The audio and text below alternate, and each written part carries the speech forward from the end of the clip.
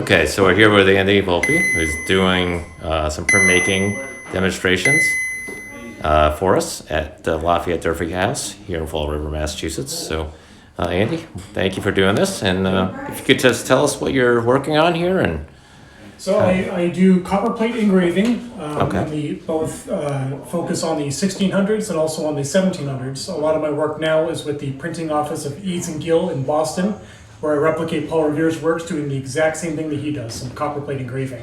Okay. So that involves a copper plate and an engraving tool.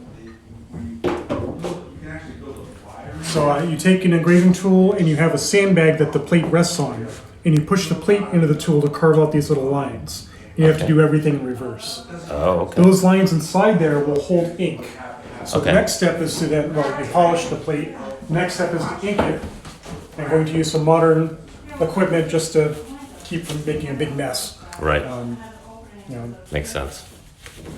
Now, obviously, back then they would just do everything. everything by hand. By yeah. hand Yeah, and- by barehanded, yeah. I will do a little bit of polishing with my hand at the end, just to check it. So I got an old piece of felt, and I'm scrubbing ink inside the lines. And that's to get the ink deep into those lines. Yep. So that. In the period sources and instructions, is mentioned things like blackening the plates. So if it was more complicated design, you would actually blacken the entire thing. Okay. So now that the ink is inside there, I would also warm the plate. I would have a set of coals with a gridiron and warm up the plate.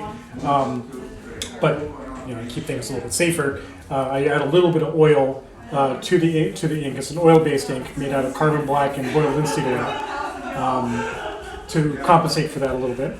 So I got an old rag, and I'm using the rag to wipe up the surface ink, leaving ink inside those lines. And I have to be pretty careful to not push down with the rag, because if I do, I'll actually pull the ink out of those lines. Right. And another modern cheat is just to speed this up a little bit, is to use a sheet of paper to wipe off the surface ink a little bit more and then polish it.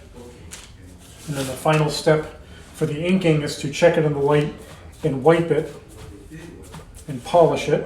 Yeah, because you don't want any type of fibers or anything else to. Yeah, be you don't part want of it. any dust. You don't want any thumbprints. You can actually see them in the plate. They come up as like little gray spots. And if you look at the plate and it's shiny, you know you're getting pretty good. Right. So then you place the plate there on the press bed, and I have paper soaking in water. Okay. The paper is made out of cotton or linen. Okay. And actually, what you would do is the day before you're ready to print, you would stack wet, dry, and then compress the paper so it's the right moisture, right dampness the next day when you're printing it. But for traveling demos like this, I just soak them in a tray, just to again make it a little bit faster. Place that on the press bed. Now the presses in the time period, of course, are made out of wood. Mine's metal because I can break it down. Right. So they looked kind of like this. This is a Okay. model that my dad built for me using plans that I drew for him. Right. It's representative of a press. And that's more of what we would have seen back then at a printing office. Yes. You would press like this, or another one would be like a letter press, which this is a model of. So this is a card I do for the printing office up in Boston. Yeah. So instead of having this, would use movable type. So you work off of a type case and you manipulate letters and you put it all together to make your documents. Okay. But Revere's doing a separate process for things like illustrations and trade cards, maps, paper money. Yeah. And these are felt blankets to help cushion the force of the press. Okay. And now we'll roll through. Oh, okay.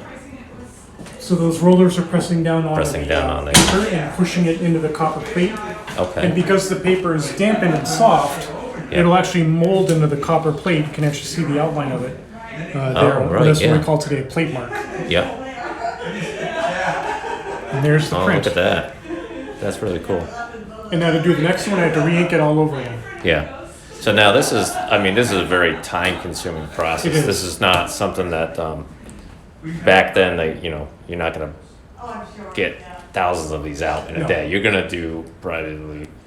You might do maybe 100 in a day if you're not busy. Yeah, I think if because you wouldn't have just one person Right, you'd working have at this. a It's not just number of Revere. You'd people. have assistants and things like Yeah. that.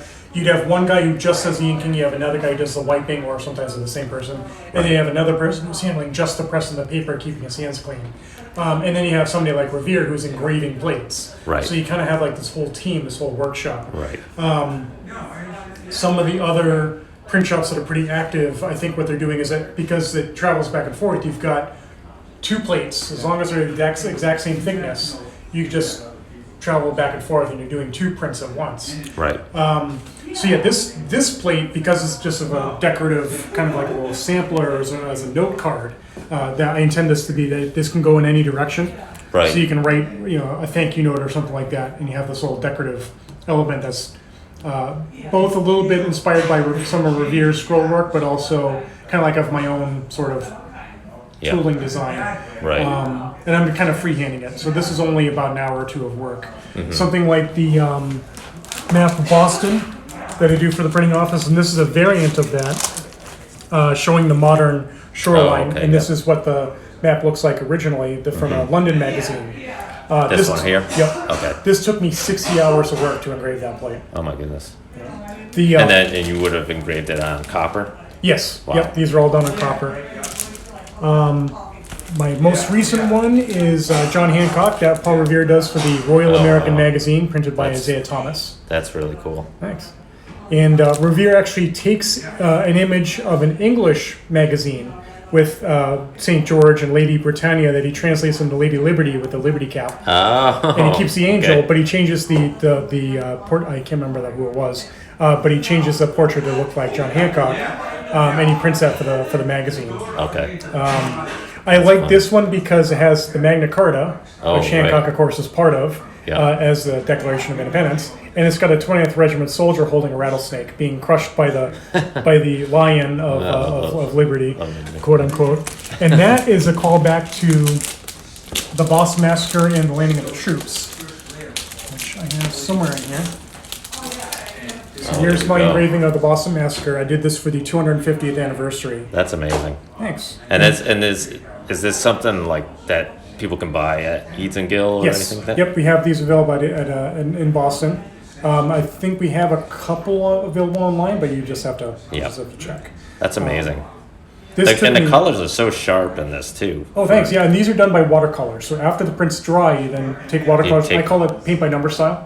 So you just dab in the little colors in the little areas. Yeah. And this is copied from the American Antiquarian Society's original that they have in their collection Oh, of my the goodness. coloring. And there's about 4 or 5 variations of the coloring. So there's about, I think, about a dozen of these that survive. Wow. So now the colors of the outfits that the colonists are wearing, is that based on research or is it based on just working at Oh, this is, like I said, copied directly Copy. from the Antiquarian original So that's it is. painted. Okay. Yeah, none of the details in this are accurate. This is there's a lot of debate about what the 20th soldiers are wearing. But what turns out is that this is not Paul Revere's image. Okay. He steals this He image steals from it, Henry right. Pelham and prints it a week before Pelham has a chance to print his. Yeah. So this is the image that everybody sees, but this is propaganda. This is not what happens during the massacre. Right. That's, history can be alive, repeated. Definitely, right there. Yes. Yep. So yes, that's the work that I do.